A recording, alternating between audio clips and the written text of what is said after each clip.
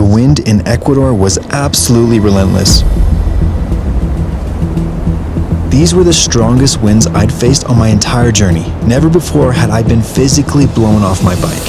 And this was the first time Mula had gone down fully loaded with nobody around to help pick her back up. Needless to say, I was about to find out exactly how heavy this bike really is.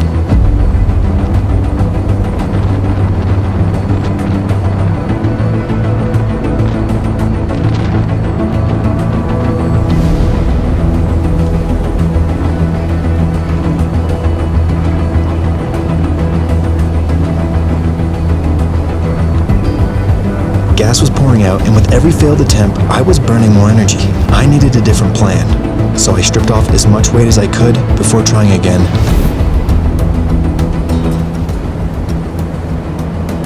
Maybe this car will stop and help, or not. That's alright, I've got this.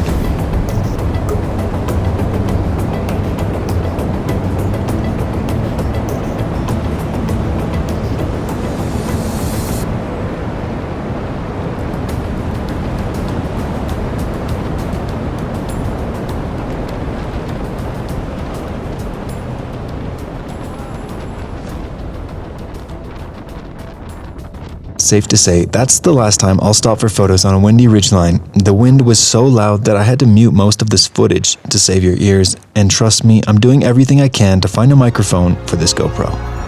My name is Mac, and this is my motorbike Mula. Together, we're going on an adventure far away from home. This is the hardest ride of my life. From Canada to the bottom of the world, through South America, this is my journey to Ushuaia.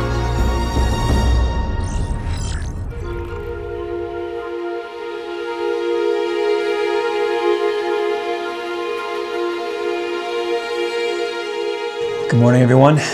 I'm leaving Quito today and I'm heading to Quilotoa Lake. There's a tour tag just around the corner, and I bought these seal skins waterproof socks because I don't have adventure boots. I just have these hiking boots, which are really good, but they're not 100% waterproof. They're dual purpose, so I can use them for riding and I use them for hiking. I know it's not the best protection, but I mean, it's hard to find my size here in Latin America, so yeah, I'm excited to try these seal skin socks. All right, first time trying on the seal skin socks. So apparently, like, they're not Gore-Tex, right? They're made with a mix of material, but they're breathable, which is what makes them different from Gore-Tex. And feels pretty comfortable. So yeah, and if it gets really cold as well as raining, you know, you can layer these. I can put my merino wool socks underneath and that'll give me a layer of insulation.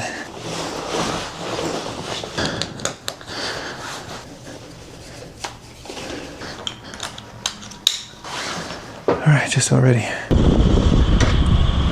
We set off for Quilotoa Lake, but first I promised Alejo I would drop off one of my stickers at the tour tech before I left the city.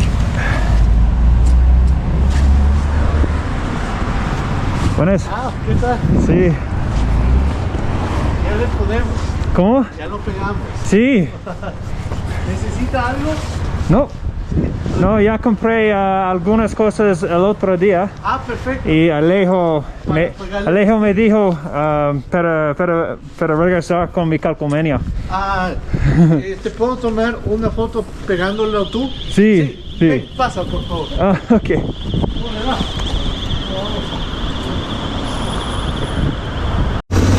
Okay, dropped off the sticker with Protec, took a photo and a video.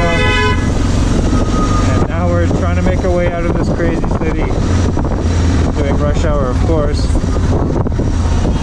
This is why over the years, I've grown less fond of these big cities, and I really more enjoy the more rural, quiet, peaceful towns, just because, you know, just dealing with traffic is just probably one of the worst things in human existence.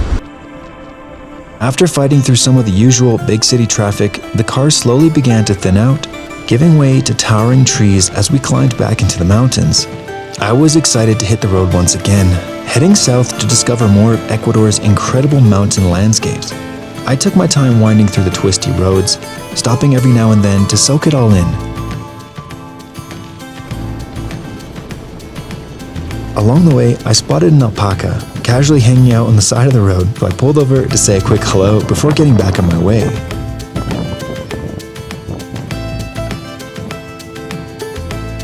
I passed through the small town of Zumbawa and began the final climb towards Quilotoa Lake. Despite Ecuador's reputation for having some safety concerns at the moment, every day I spent here told a different story.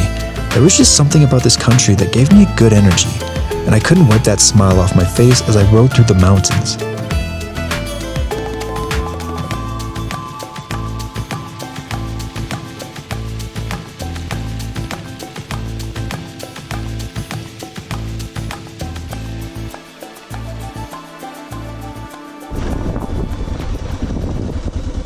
Look at this power line, ready to decapitate someone. That way and there's this way.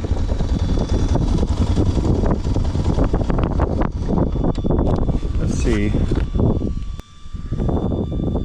Yeah, I think that's the right way. Well, I've said it 1,000 times, don't blindly trust Google Maps, and yet somehow I keep falling into the same trap. This was definitely not the right route. In fact, I'm not sure anyone even uses this road anymore. It wasn't maintained, it was rough, but wow, was it beautiful.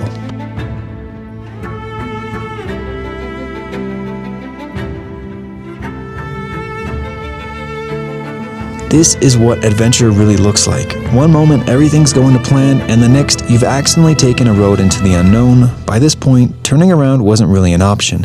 The only way out was forward. Does this road even reconnect to where I'm trying to go? Those thoughts kept running through my mind, but I couldn't afford to dwell on them. The sand was deep, the descents were steep, and every blind corner hid a new obstacle waiting to catch me out. Yes!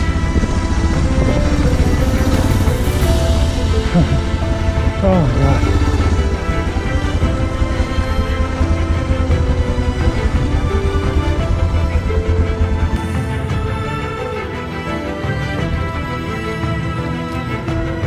But this is what I signed up for. I don't have faith in the route, I have faith in my judgment. I have faith in my ability to adapt. That's something I've not always had. It's something that's been earned over years of riding into places I've never been, making mistakes, and figuring things out one adventure at a time. Okay, we're very close, I hope. But yeah, I think I totally took the wrong route. I don't think this is the way to get to the lodge. This is a very difficult route if you were to take a car, very sketchy. I mean, it's rutted out, super sandy, super steep. I mean, yeah, this is the type of terrain that mule is made for. And look, we got the llamas over there. Or alpacas, I don't really know. Almost there, beautiful ride. It's been a beautiful ride, just pretty difficult with a heavy bike, but we're getting through it. I just don't want to drop that bike again, you know. But yeah, maybe we can go get a selfie with the llamas or the alpacas. Come here.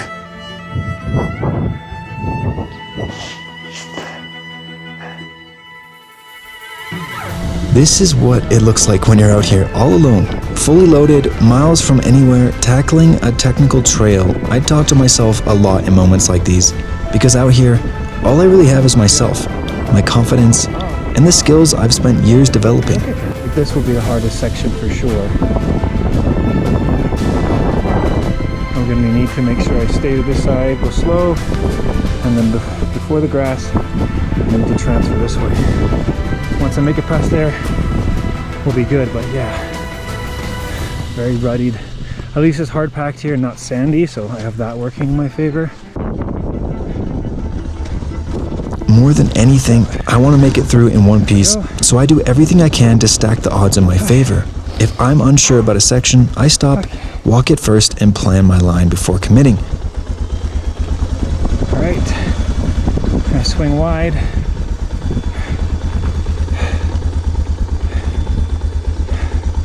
Okay, now start on the grass, transfer to the dirt. Oh, very slowly here.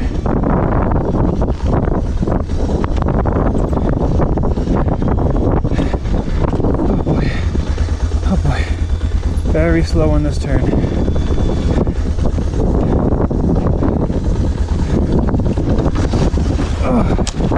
Okay. Slow down. Slow down.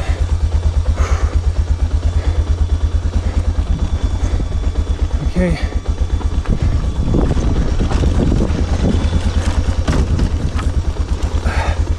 Some sand. Holy shit. Oh my god. Yes. I didn't crash. Buenos días. ¿Va para Shalala? No, está cambiado. Oh. Okay.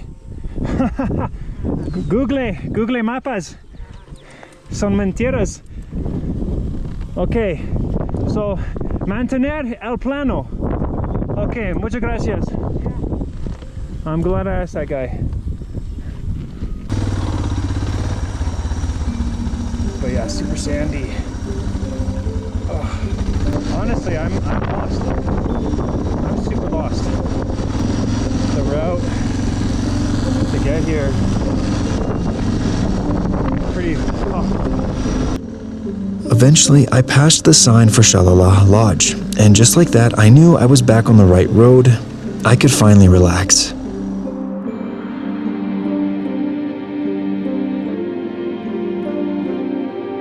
So I sent the drone into the sky, climbing higher and higher, watching the trail I just fought my way through shrink into the distance.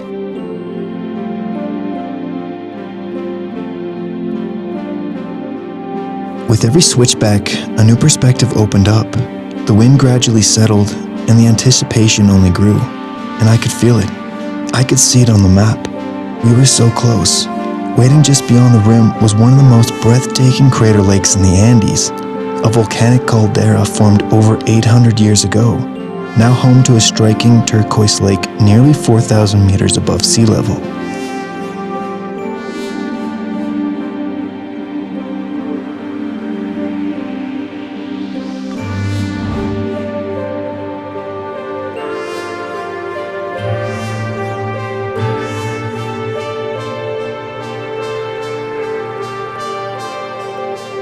Then finally, there it was, the mystical crater lake of Quilotoa, the place I'd been chasing all day. It almost felt like it was calling to me. Ecuador, you're incredible.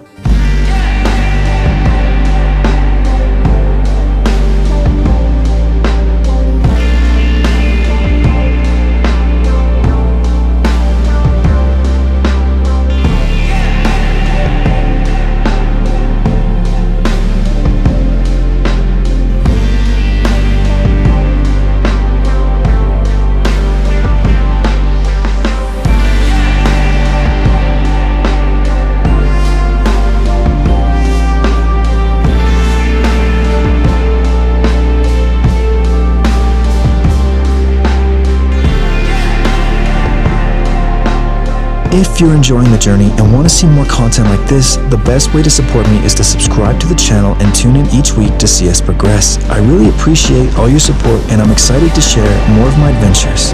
Now back to the video.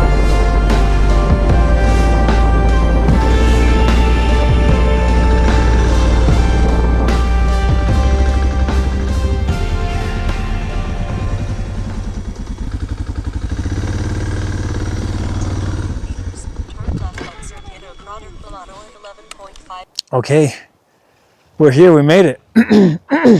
I was super confused because it didn't look like the photos, and on Google Maps reviews it says that they have Wi-Fi, but they don't, so I have no reception here, which is fine. I have my Zolio, so I can send satellite messages to my dad and stuff, just to let him know I'm safe. But I was super confused, and I thought maybe there was another lodge, but no, this is the only Shalala Lodge, and I'm the only one staying here tonight. Apparently there was someone else tomorrow, but yeah, just me tonight.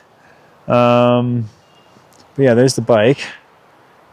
All good. She did great today, and just wait till I show you the viewing platform. It's absolutely amazing.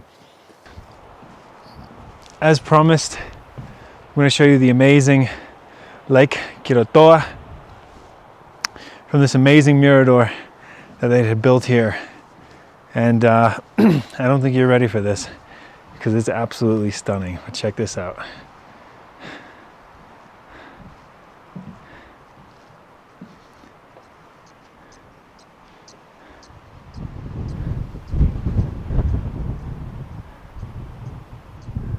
It says Sendero Vuelta al Creador. So we walk this way, but there's a bench right here, which seems to be a very clutch placed bench. Look at that. Wow. And then yeah, you got that trail right there that you can follow all the way up.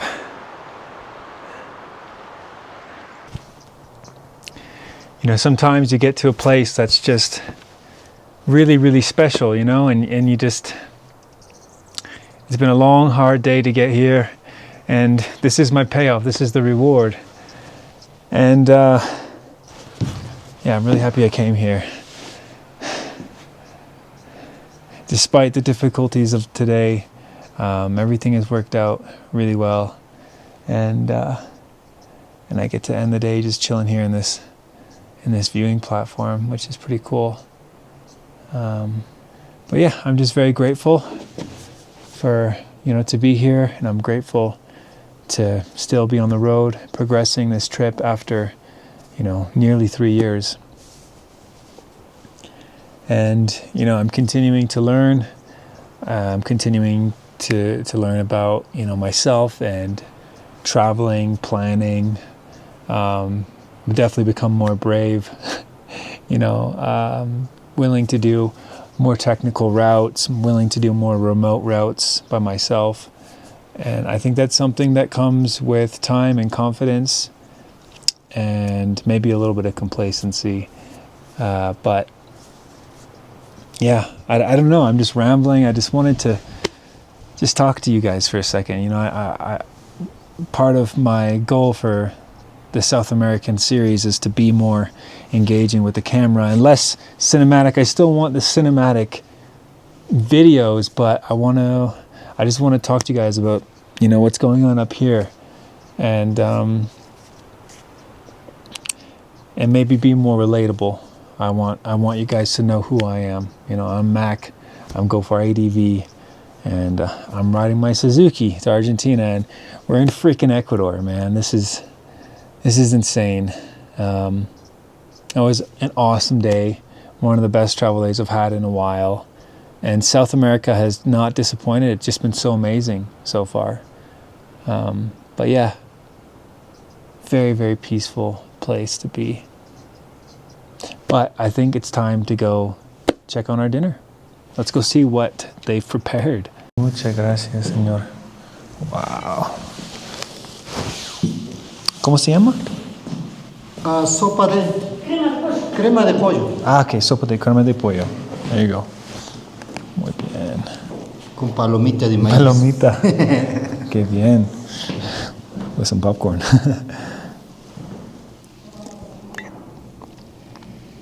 But it's good. It's very good. Mm-hmm. And I've never been served popcorn for dinner before. That's a first. But I'm all about it. So I'm not sure if I'm supposed to eat the popcorn on the side or if I'm supposed to put it in the soup, because I just tried it.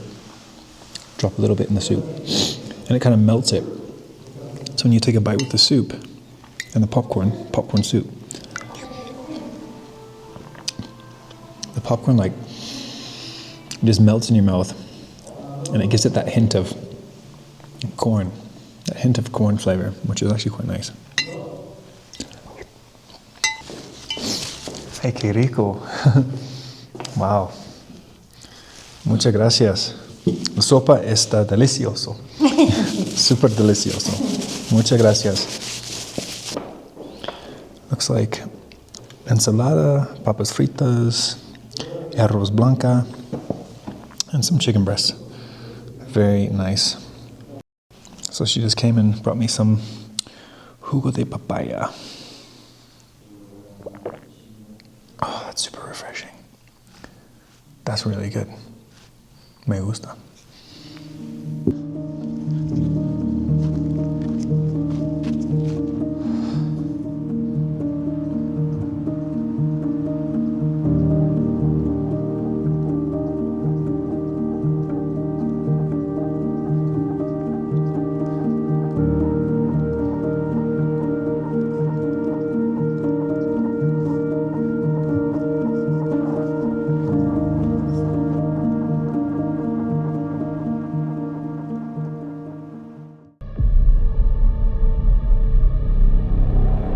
Oh my god. You see how deep that is? We're gonna ride on this track.